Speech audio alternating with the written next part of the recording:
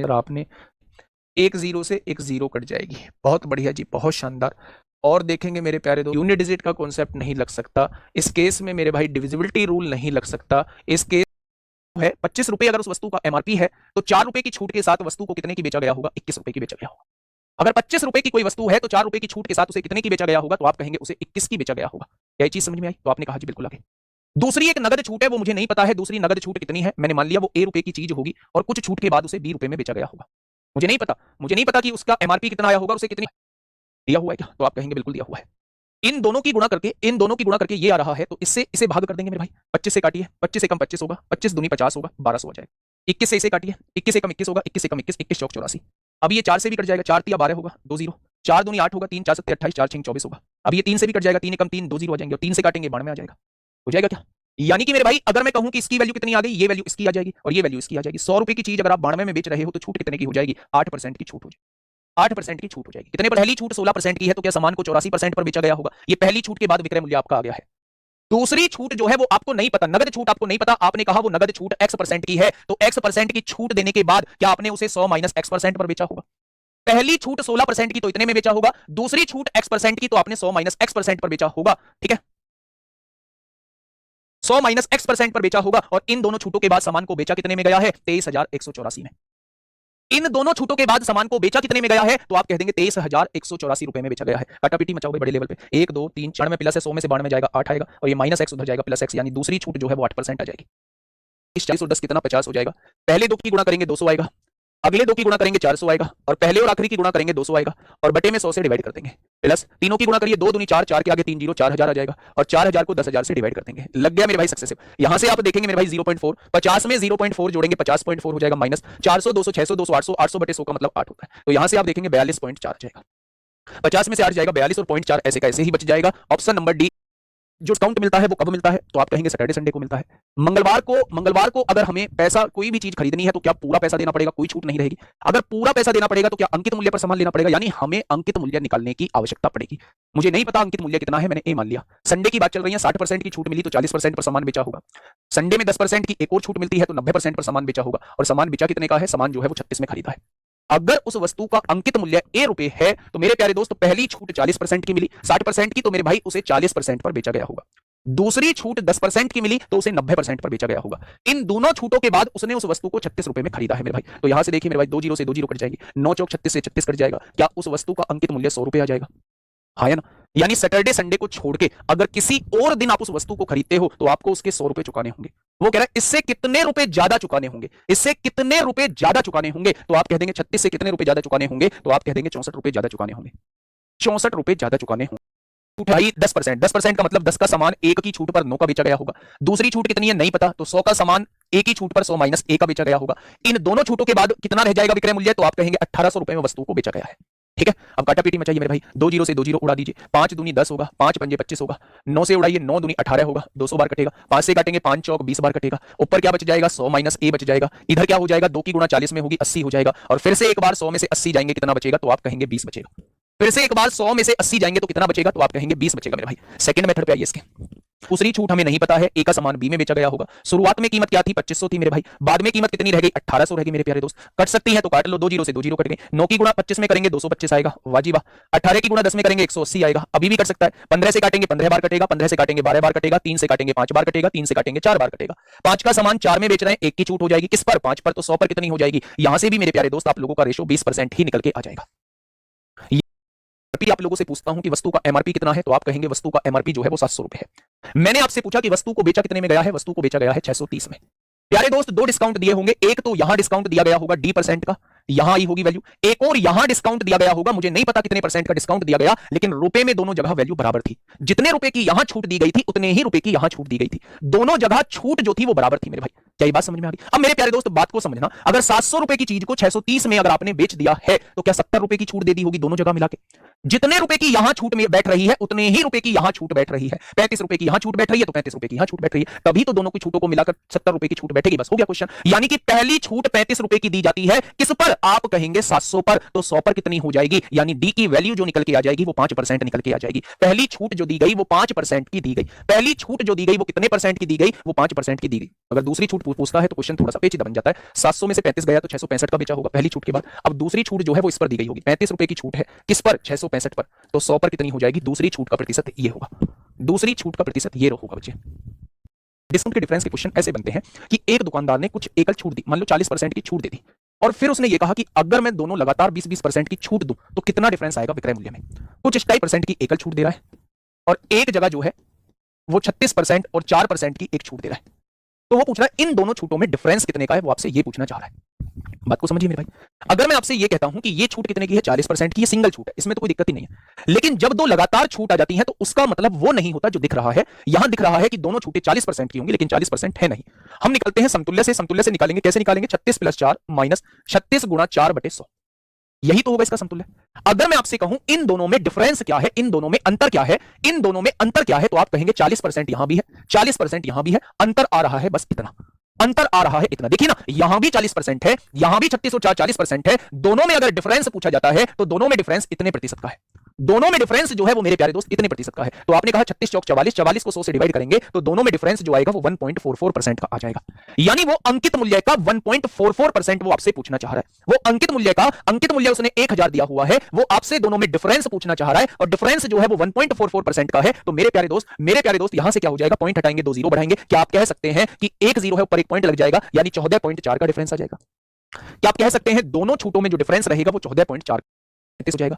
पहले दो की गुणा करिए 200 आएगा, अगले दो की गुणा करिए 10 पंजे 50 आएगा, पहले और आखिरी की गुणा करिए 100 आएगा, बटे में 100 हो जाएगा, प्लस में तीनों की गुणा 20 ढाई 200 पंजे 1000 आएगा और उसे 10,000 से डिवाइड कर देंगे। यहां आप देखेंगे 0.1 आएगा और आप देखेंगे बेटा यहां 35 है, एक सिंगल छूट तो 35 की है। डिफरेंस क्या रहने वाला है, डिफरेंस पूछना चाह रहा है। एक या तो सिंगल छूट ले लो या इन तीनों छूटों को ले लो, सिंगल छूट और इन तीनों छूटों में डिफरेंस पूछना चाह रहा है, दोनों छूटों के बीच अंतर बताइए। तो आप देखेंगे यहां भी 35 है, यहां भी 35 है, ये तो डिफरेंस है नहीं, डिफरेंस है तो बस इतनी कहानी का डिफरेंस है मेरे भाई। आपने देखा 200 और 50 250 350 बटे 100 का मतलब है माइनस का 3.5 आएगा और ये किसका है, प्लस का 0.1 है। तो मेरे भाई 3.4 का डिफरेंस हो जाएगा। अगर मैं देखूं तो दोनों इस छूट और इन तीनों छूटों के बीच जो डिफरेंस आएगा वो 3.4% का हो जाएगा। आप निकाल दीजिए अंकित मूल्य का 3.4%, आप निकाल दीजिए अंकित मूल्य का 3.4%, पॉइंट हटाइए, जीरो बढ़ाइए, 3 जीरो से 3 जीरो, 34 दिया 102 होते हैं, 34 दिया 102 होते हैं मेरे भाई। 15% की छूट प्रदान करता है, 15% छूट देने का मतलब है सामान को 85% पर बेचा जाता है। उसने कहा भाई साहब मैं 15% की छूट के बाद इतने का सामान बेच दूंगा, उसने कहा नहीं अभी इस पे टैक्स लगेगा। मैंने कहा कितना, उसने कहा 25% टैक्स लगेगा, यानी ये रुपया आपको नहीं देना, इससे 25% ज्यादा, और 25% ज्यादा का मतलब होता है आपको इसका 125% रुपया देना होगा। और टैक्स लगने के बाद वस्तु की कीमत कितनी हो जाती है, तो आप कहेंगे टैक्स लगने के बाद वस्तु की कीमत 408 हो जाती है। आइएगा 16 पे 16 की गुणा इसमें होगी तो 16 चौका 64 को 4 हासिल लगे 6, 16 दूनी 32 6 38 हो जाएगा। तो क्या उस वस्तु का अंकित मूल्य 384 हो जाएगा, जिस वस्तु को मेरे भाई 408 में बेचा गया। दी ने 6 है लेकिन मिली आपको 8 है, तो दो वस्तुएं मुफ्त होंगी। कितनी वस्तुओं पर, 8 पर, तो 100 पर कितना। क्या आप कह देंगे कि यहां तक अगर क्वेश्चन होता तो मैं कह देता 25% का यहां डिस्काउंट मिला होगा। अगर ये यहां तक क्वेश्चन होता, अगर ये यहां तक केवल क्वेश्चन होता तो मैं आप लोगों से कहता कि 25% का डिस्काउंट होगा। लेकिन मेरे प्यारे दोस्तों 25% से आगे भी 30% का एक डिस्काउंट आप लोगों को दिया हुआ है। या तो इसके बाद आप लोग रेशो मेथड लगा दो, या फिर मेरे प्यारे दोस्त इसके बाद जो है वो आप लोग सक्सेसिव भी लगा सकते हैं। एनटीपीसी की एग्जाम डेट आ गई है, उसके लिए 1 बजे मिले, मैं मैथ की यहां सक्सेसिव लगा दीजिए, 25 + 30 - 25 गुणा 30 बटे 100 हो जाएगा। यही होता है मेरे भाई सक्सेसिव। तो आप कहेंगे जी बिल्कुल यही होता है सक्सेसिव। ठीक है बच्चे, बहुत बढ़िया, बहुत शानदार, बहुत शानदार, बहुत लाजवाब। ठीक है चलिए, सीपी और एमआरपी की ही की हुई है कि वस्तु का अंकित मूल्य क्रय मूल्य से कितने प्रतिशत ज्यादा है, वो आपसे ये पूछना चाह रहा है। अच्छा, पहली लाइन जब आप पढ़ेंगे तो पहली लाइन में आपको पता ये चलेगा कि 4 वस्तु खरीदने पर एक वस्तु मुफ्त मिलती है, यानी 1 रुपए की छूट। टोटल कितने रुपए पर, 5 रुपए पर, तो 100 पर कितना हो जाएगा। तो आप कहेंगे पहली छूट जो है वो 20% की रहेगी। अगर पहली छूट 20% की है और 20% की एक और छूट है तो यहां आप समतुल्य लगा सकते हैं, 20 और 20 40 हो जाएंगे और इसमें से 20 20 400 बटे 100 4 हो जाएगा। यानी इन दोनों की छूटों का मतलब है 36% की एक सिंगल छूट आपको दे दी गई है। क्वेश्चन कुछ इस तरीके से है कि एक दुकानदार ने 36% की छूट देने के बाद भी 20% का लाभ कमाया। तो बताइए अंकित मूल्य उसे क्रय मूल्य से कितना ज्यादा अंकित करना चाहिए। तो 100 में से छूट प्रतिशत घटाइए, 100 में से 36 जाएगा तो कितना बचेगा, आप कहेंगे क्रय मूल्य 64 आ जाएगा। 100 में लाभ प्रतिशत जोड़ दीजिए, 20% जोड़ेंगे तो 120 आ जाएगा। आपने काटा 8 से काटा 8 बार, 8 से काटा 15 बार, तो सीपी से कितना ज्यादा है, एमआरपी 7 ज्यादा है। किससे, सीपी से 8 से, तो 100 से कितना ज्यादा हो जाएगा, 4 से काटेंगे 25 बार, 4 से काटेंगे 2 बार, 175 बटे 2 का मतलब क्या होता है, 175 बटे 2 का मतलब 87.5% होता है। वस्तु को 3 रुपए की छूट के साथ 1/5 होता है। प्रॉफिट का मतलब ये है, प्रॉफिट का मतलब ये है मेरे भाई कि 5 रुपए का सामान 1 के फायदे से 6 का बेचा होगा। 5 रुपए का सामान जो है 1 के फायदे से 6 का बेचा होगा, यानी उस दुकानदार ने 5 रुपए का सामान 1 के फायदे से 6 का बेचा होगा, तभी जो है उसे 20% प्रॉफिट होगा। आपने कहा जी यहां से रेशो निकाल लीजिए, इस वैल्यू को 7 रख दीजिए, इस वैल्यू को 6 पड़ोसी वाले से कर देंगे। यानी कि मैं आपसे कहूं 10 छिंग 60 हो जाएगा, 7 छिंग 42 हो जाएगा और 7 पंजे 35 हो जाएगा। क्या इन तीनों का रेशो जो है वो ये निकल के आ जाएगा? यानी कि एमआरपी, एसपी और सीपी का रेशो क्या निकल के आ जाएगा? तो आप कहेंगे मेरे भाई, आप कहेंगे 60 42 और 35 आ जाएगा। आप कहेंगे 60 42 और 45, 60 42 और 35 आ जाएगा। ठीक है, बहुत बढ़िया, बहुत शानदार। हाँ मेरे प्यारे दोस्त, तीनों चीजों में ऐसे हम लोग तीनों चीजों को आपस में रिलेट कर रहे होते हैं। तीनों चीजों को आपस में ऐसे हम लोग रिलेट कर रहे होते हैं। लेकिन मैं एक चीज यहीं पर और आप लोगों से कहना चाहूंगा, यहीं पे एक चीज और कहना चाहूंगा, उस चीज को भी थोड़ा सा ध्यान से समझ लेना। मैंने अभी आपको एक रिलेशन पढ़ाया था, सीपी और एमआरपी का रिलेशन पढ़ाया था। मैंने आपसे यह कहा था कि अगर 100 में से छूट प्रतिशत को घटा देंगे तो सीपी आ जाएगा, और 100 में अगर लाभ प्रतिशत को जोड़ देंगे तो एमआरपी आ जाएगा। इतनी बात मैंने आपको समझाई थी। बहुत बड़े बड़े मैसेज लिख रहे हैं भाई, नहीं है मेरे लिए पढ़ पाना पॉसिबल। ठीक है, नहीं है मेरे लिए पढ़ पाना पॉसिबल। ठीक है, आइए 30% का डिस्काउंट दिया, 100 में से 30 गया तो कितना बचा? आपने कहा 70 बचा। 20% प्रॉफिट कमाया, 100 में 20 जोड़ा तो 120 हो गया। यहां से आपने सीपी और एमआरपी तो निकाल दिया, लेकिन मेरे प्यारे दोस्त आपका यहां से एसपी नहीं निकला। तो मेरे भाई एसपी कैसे निकलेगा? मैं अब एसपी पर थोड़ा सा बात करने जा रहा हूं, ध्यान से सुनना। अगर आपने कोई सामान 70 रुपए का खरीदा है और 120 रुपए उस पर रेट डाल दिया है, मेरे प्यारे दोस्त 30% का डिस्काउंट देने के बाद क्या उस दुकानदार ने उसे 70% पर बेचा होगा? अगर मैं आप लोगों से यह कहूं कि उस वस्तु का अंकित मूल्य 120 रुपए है, इस पर 30% का डिस्काउंट उसने दिया है, तो क्या अगर मैं इसका 70% निकाल दूं तो क्या आप लोग मुझसे कह देंगे कि एसपी जो है वो 84 आ जाएगा? क्या एसपी जो है वो मेरे भाई 84 आ जाएगा? तो आप कहेंगे जी, हम कह देंगे कि एसपी जो है वो मेरे भाई 84 आ जाएगा। क्या इतनी बात समझ में आई आप लोगों को? तो आप कह देंगे जी इतनी बात जो है वो हम लोगों के समझ में आ चुकी है। आगे बढ़ जाएं, बोलिए आगे बढ़ जाएं मेरे प्यारे दोस्त। तो आप कहेंगे जी आगे बढ़ जाओ, यहां से आप रेशो भी निकाल सकते हो। एमआरपी कितना था? 120 था। सीपी कितना है? एसपी कितना है? 84 है। और सीपी कितना है? 70 है। 2 से काटेंगे 60 आ जाएगा, 2 से काटेंगे 42 आ जाएगा और 2 से काटेंगे 35 आ जाएगा। तो इस तरीके से भी चीजों को जा सकते। सरसों के तेल का अंकित मूल्य उसके मूल्य से 25% अधिक है। सरसों के तेल का अंकित मूल्य उसके मूल्य से 25% अधिक है। यानी अगर उसका सीपी जो है वो 100 रुपए है तो एमआरपी 25% ज्यादा, क्या एमआरपी जो है वो 125 हो जाएगा? हो जाएगा क्या? तो आपने कहा जी बिल्कुल हो जाएगा।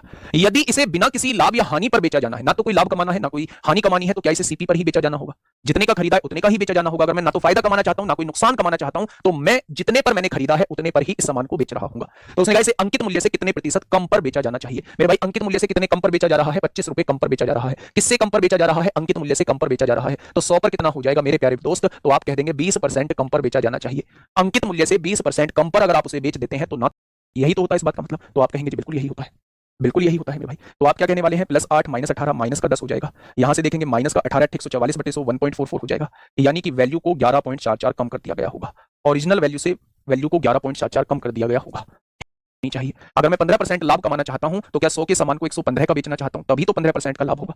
वो कह रहा है कितने छूट की घोषणा करनी चाहिए? उस पर रेट डला हुआ है 125 रुपए, मुझे बेचना है उसे 115 रुपए में, क्योंकि मुझे 15% लाभ भी कमाना है। 125 रुपए रेट डला हुआ है, बेचना है 115 में, कितनी छूट देनी होगी? तो आप कहेंगे 10 रुपए की छूट देनी होगी। और छूट किस पर देनी होगी? अंकित मूल्य पर देनी होगी। तो 100 पर कितनी हो जाएगी? तो मेरे प्यारे दोस्त 8% की छूट की घोषणा हमें करनी होगी कि भाई साहब 8% की छूट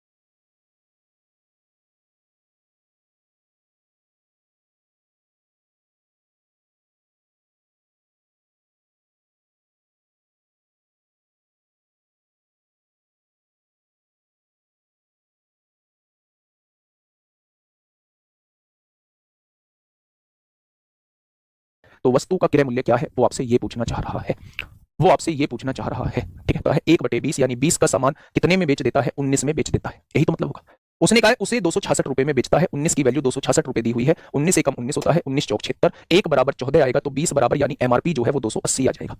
एमआरपी कितना आएगा, 280 आ जाएगा। अब क्वेश्चन क्या कहना चाह रहे हैं, उसने कहा यदि वह बट्टा ना दे तो उसे 12% का लाभ होता है, अगर वो बट्टा नहीं देगा तो यही एमआरपी क्या बन जाएगा, सेलिंग प्राइस बन जाएगा। बन जाएगा क्या, 12% के लाभ का मतलब होता है सामान को 112% पर बेचना, यही होता है। क्वेश्चन ने कितने में बेचा है, 280 रुपए में बेचा है, तो 1% की वैल्यू कितनी आ जाएगी, तो आप कहेंगे 280 बटे 112 हो जाएगी। तो उसने सीपी पूछा है यानी वो 100% की वैल्यू आपसे पूछना चाह रहा है। क्वेश्चन खत्म, पैसा हजम। कैसे काटेंगे मेरे भाई, 4 से काटेंगे 70 बार कटेगा, 4 से काटेंगे 4 दूनी 8 होगा, 4 अट्ठे 32 होगा, 14 पंजे 70 होगा, 14 दूनी 28 होगा, 500 बटे 2 का मतलब 250 आ जाएगा। कह जा रहा है वैसे वैसे करते चले जाओ। मैंने शुरुआत वाला एमआरपी 100 रुपए मान लिया। एक व्यक्ति एक रबड़ को उसके अंकित मूल्य पर 20% की छूट पर खरीदता है, जब 20% की छूट पर खरीदा होगा तो सामान को 80 रुपए का उसने खरीदा होगा। खरीद लिया, आगे बढ़िएगा मेरे भाई, बहुत प्यार से समझिएगा आगे। यदि दुकानदार इस रबड़ का एक नया मूल्य अंकित करता है, यानी आगे कुछ चिपका देता है और अंकित मूल्य पर 40% का बट्टा देता है, तो भी उसे 20% का लाभ होता है। अब कोई व्यक्ति 80 रुपए का सामान खरीद के लाया है और 20% का लाभ हो रहा है, तो क्या वो सामान को 120% पर बेच रहा होगा या नहीं, यानी अगर वो व्यक्ति 96 रुपए का सामान बेचता है तो उसे 20% का फायदा होगा 80 का खरीद के। लेकिन ये 96 का तब बेचता है जब 40% की छूट दे देता है। 40% की छूट का मतलब है अंकित मूल्य के 60% पे वो सामान बेचता है, लेकिन बेचा कितने में है, 96 रुपए में। तो 1% की वैल्यू कितनी आएगी, 96 बटे 60 आ जाएगी। तो 100% यानी कि अंकित मूल्य की वैल्यू कितनी आ जाएगी, इतनी आ जाएगी। तो मेरे प्यारे दोस्त, अगर मैं आपसे पूछूं कि नया अंकित मूल्य क्या होगा, वो 160 हो जाएगा। पुराना अंकित मूल्य 100 हो जाएगा, नया अंकित मूल्य 160 हो जाएगा। उसने दोनों का रेशो पूछा है, दोनों का रेशो 5/8 हो, दिक्कत नहीं, आगे सुनिएगा। फिर वह माल का 1/5 भाग, जब आप इस माल का 1/5 भाग निकालेंगे तो वो 20 आएगा। आएगा 10% की छूट पर बेचता है। अगर 20 रुपए का माल था, आपने 40% बढ़ा के अंकित किया है, तो क्या 140% रेट कर दिया होगा। अब इस पर 10% की छूट दी है, तो क्या इसके 90% पर सामान बेचा होगा। जी हां, इतने का ही बेचा होगा मेरे प्यारे दोस्त। 14 निम्मा 126 होते हैं, 126 दूनी 252 और नीचे एक जीरो है, तो 25.2 का सामान आपने बेचा होगा। हो गया काम खत्म, आगे बढ़िएगा। माल का आधा अंकित मूल्य पर, माल कितना है मेरे भाई, 100 है, इसका आधा कितना हो जाएगा, 50। अंकित मूल्य पर, अंकित मूल्य कितना था, 40% बढ़ा के, यानी इसके 140% पर बेचा है, यानी ये वाला माल जो है वो 70 का बेचा है, बेच दिया। उसने कहा शेष माल 20% की छूट पर बेचा जाता है। 20 माल यहां बेचा जा चुका है, 50 माल यहां, 70 बेचा जा चुका है, बचा कितना, 30 बचा। अंकित मूल्य क्या होगा, 40% बढ़ा के, यानी 140% होगा। इस पर मेरे भाई 20% की छूट पर बेचा जाता है, यानी 80% पर बेचा जाता है। इस पर 20% की छूट पर बेचा जाता है, यानी कि 80% पर बेचा जाता है। आपने कहा 2 जीरो से 2 जीरो कट जाएंगे, 1 जीरो से 1 जीरो कट जाएगी, 14 अट्ठे 112 होते हैं, 112 की गुणा 3 में करेंगे 336 आएगा, नीचे एक जीरो है तो 33.6 का बेच दिया जाएगा। अब आप मुझे बताइए ना, टोटल सामान कितने का बेचा, 6 और 2 8 हो जाएगा, 5 और 3 8 हो जाएगा, 7 3 10 और 2 कितना हो जाएगा, 12 हो जाएगा। सामान कितने का खरीदा था, 100 का, बेच कितने का दिया, 128.8 का। सामान कितने का था, 100 का, बेच कितने का दिया, 128.8 का। फायदा कितने का हो गया, 28.8 का। फायदा कितने का हो गया, 28.8 का हो गया।